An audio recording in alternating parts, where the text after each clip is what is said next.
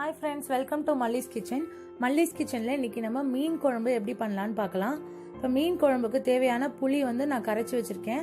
இதுல 2 table spoon அளவுக்கு மிளகாத்தூள் போட்டுக்கலாம். இதுக்கப்புறம் புளி சூடுன்றதுனால நான் 1/2 டேபிள் ஸ்பூன் அளவுக்கு வெந்தயத்தூள் சேர்க்கிறேன். நீங்க முழு வெந்தயமும் போட்டு தாளிச்சுக்கலாம். நான் வெந்தயத்தூள் சேர்க்கிறேன். அதுக்கப்புறம் பாத்தீங்கன்னா 4 டேபிள் ஸ்பூன் மல்லித்தூள் சேர்க்க போறேன். ஏன்னா மிளகாத்தூளோட காரத்தை அது இது ஈக்குவல் பண்ணிவிடும். அதனால மல்லித்தூள் 4 டேபிள் ஸ்பூன் சேர்க்கிறேன்.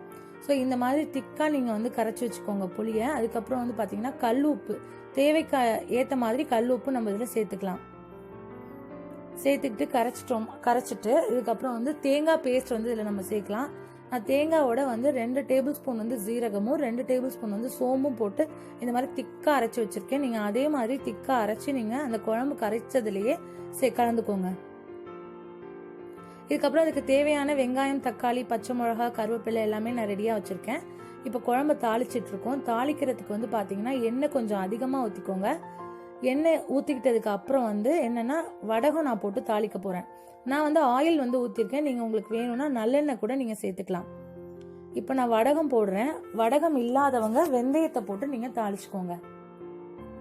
வடகம் நல்லா பொரியணும், கருகிடாம. பொரிஞ்சதுக்கு அப்புறம் தேவையான அளவு வெங்காயம் நான் ஒரு பெரிய வெங்காயம் கட் பண்ணி வச்சிருந்தேன், அதை சேர்த்துக்கிறேன். நீங்க சின்ன வெங்காயம் இருந்தா கூட நீங்க போட்டுக்கலாம், இன்னும் டேஸ்டா இருக்கும். நான் இப்ப நல்லா வெங்காயத்தை போட்டுட்டேன். இதுக்கப்புறம் பச்சை மிளகாய் 4, கருவேப்பிலையும் சேர்க்க போறேன்.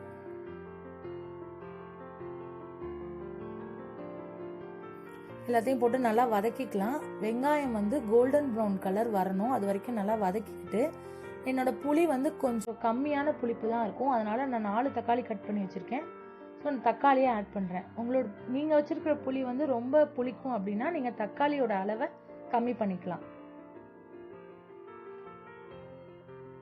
இதுவும் நல்லா இந்த எண்ணெயிலேயே நல்லா வதங்கணும். அப்பதான் குழம்புல சாப்பிடும்போது நமக்கு வாயில படாது.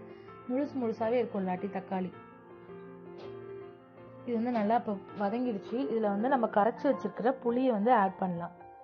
ஸோ இந்த மாதிரி திக்காவே நீங்களும் சேர்த்துக்கோங்க. அப்பதான் குழம்பு நல்லா டேஸ்டா இருக்கும். இதுல நான் உப்பு மறுபடியும் போடல. ஏன்னா நான் ஆல்ரெடி இதுக்கு தேவையான உப்பு நான் போட்டு கரைச்சி வச்சுட்டேன். அதனால இதுக்கு தனியா நான் உப்பு போடல. வெங்காயம் தக்காளி வதங்க வேணும்னா நீங்க உப்பு போட்டுக்கலாம். இது நல்லா இப்ப கொதிக்கணும். இதோட பச்சை ஸ்மெல் போற வரைக்கும் நம்ம மூடி வச்சிடலாம். நல்லா கொதிச்சிட்டு இருக்கு. இப்ப பாத்தீங்கன்னா குழம்பு நல்லா கொதிச்சிட்டு இருக்கு. இதோட பச்சை வாசனை எல்லாமே போயிடுச்சு. நான் இப்ப இதுல மீனை சேர்க்க போறேன். மீன் பாத்தீங்கன்னா நான் கொடுவா மீன் எடுத்து வச்சிருக்கேன்.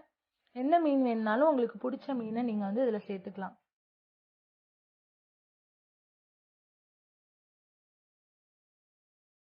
இந்த மாதிரி மீனை ஒண்ணு சேர்த்துட்டு நம்ம அதை கலந்துடக்கூடாது.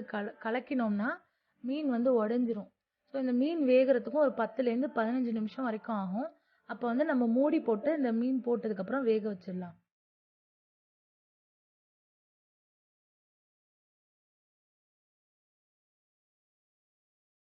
இந்த மாதிரி லைட்டா நம்ம திருப்பி விட்டுட்டு இது மூடி போட்டு நல்லா கொதிக்க வச்சிடலாம்.